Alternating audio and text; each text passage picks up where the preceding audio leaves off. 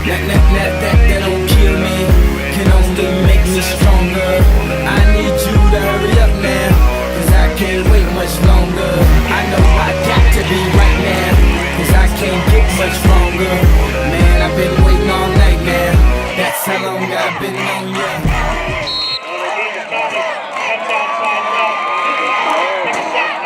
I was remembering the first time Dakota played football at the Boys and Girls Club, and he was 5, and it was only touch football. He was really upset because it wasn't tackle. So I remember him being really excited, super stoked when he got to play tackle when he went into the AYFA. Does that bring back any memories? Oh my gosh.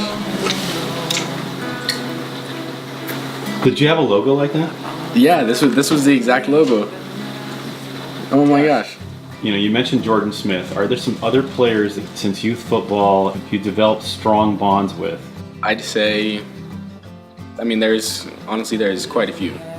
I'd say probably one of the strongest would be with players that played on the defensive line with me this past senior year, and it was Kenny Mills and Benny Magical Reese. And then not only that, but Marcus Brookhiser. He was another one. Me and Benny, we grew up playing together. You know, we always grew up playing together. Both of us, we pretty much played like the same positions. Kenny actually moved here 4th grade or so, and I kept trying to convince him, you know, you gotta play football, you gotta do it. You know, it's so much fun, you know, you gotta do it. And 5th grade, I finally convinced him to play. He caught on pretty quick. You know, within that season, you know, by the end of the season, he was right next to me and Benny. You know, and obviously with this season, you know, it's definitely paid off. And Kenny, you know, he's hysterical, to be honest. I don't know what it is, but, you know, the way he acts, he just, I mean, it has me cracking up. You know, it's just, I can't help it. But it's always been a good time hanging out with him. You know, I couldn't have asked for a better person to be, you know, next to me on the line with. You know, him and Benny, it was just, and I mean, Marcus is just, you could ask any player on the team. Marcus is the player to go to if you're just having a bad day. You know, all you gotta do is just stand around him, and you will just start dying of laughter. I mean, Marcus, he's just always been that player that, I mean, the coaches too. I mean, he'll say things, and even the coaches, they cannot help it but start cracking up. Eat your vegetables! Yeah. I mean, it's just something about him, you know, he's just always been, you know, that funny guy. I mean, he says one thing and you just can't help but laugh. I mean, sometimes you won't even, like, sometimes he'll be serious and you just laugh anyway just because it's Marcus. Tell me about your speech last night. Yes, it was at the end of the season football banquet. It was at Arlington High School. They actually haven't done it like this ever. You know, usually the coaches say something about every senior, but this year they decided they wanted the seniors to say something. I talked about how, you know, incredible our coaching staff is. We have that coaching staff that very well could be a college coaching staff. They truly show that they care.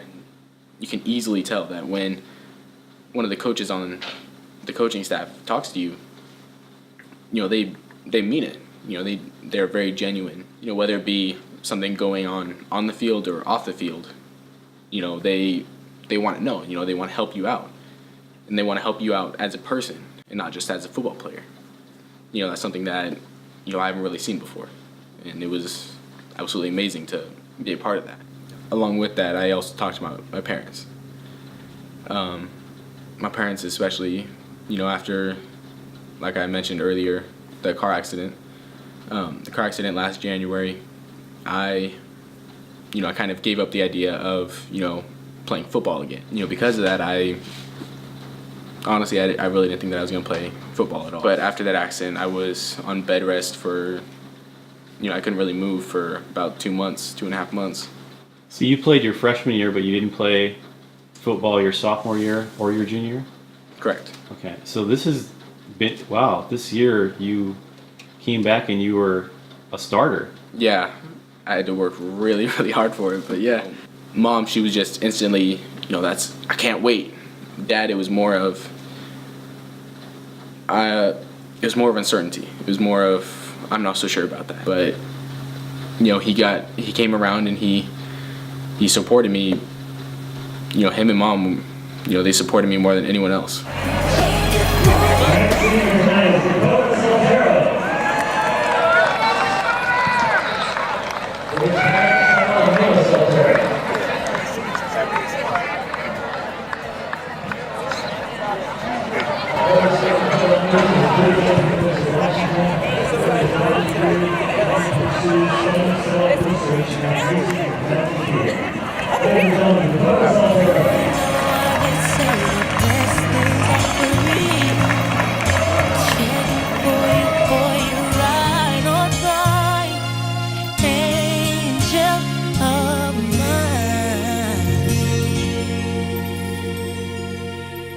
Not only that, but I did talk about players as well. I talked about how, as I stated before, I was a little worried coming in that I might kind of just fly under the radar. I wouldn't really be a part of it. But as soon as we started hitting, summer camps and, summer workouts and all these things, I started realizing that, let's just play ball. Everyone's just there to have a good time. Everyone's just there to play ball and, be a part of that team. Everybody says that, football is, it's about the team. But I think that's not necessarily true until, you experience that brotherhood that, in Arlington especially, we've always had that kind of close bond. We grew up with those guys.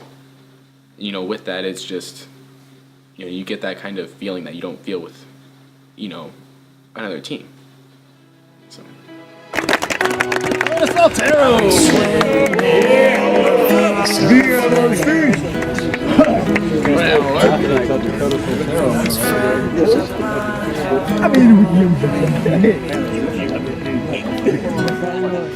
And I guess I want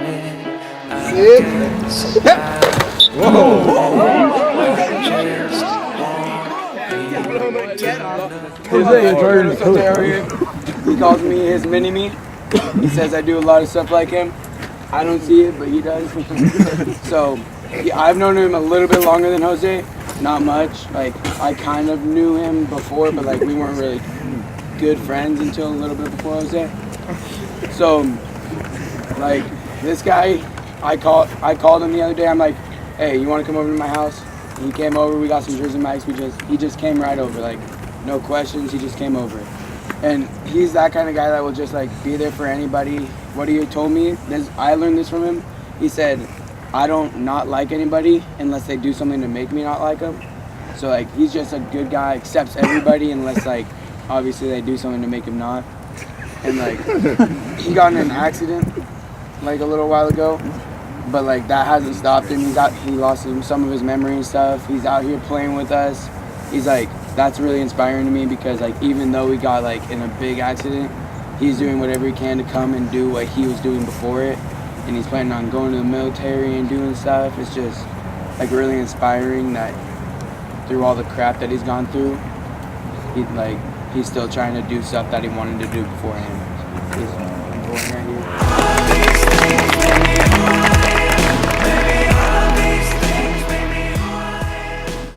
So about intensity, you're talking about the intensity of the game, but I've also heard that you are an intense player.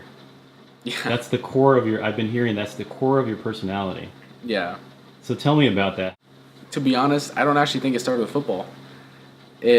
For me, it was kind of growing up with my dad. I mean, my dad's an intense person. My dad is really intimidating. So for me, it's growing up with that. You see that all the time, you grow up with that. So it's you just kind of, it just becomes a habit for you. And then when I came into football, everyone always thought that I was, super mad or that I was, super angry at them. And it was just, and I'd tell them all the time. They would say, why are you so mad and stuff like that. I'd be like, that's just my face. It's just... that don't kill me, can only make me stronger. I need you to hurry up now, 'cause I can't wait much longer. I know get much stronger.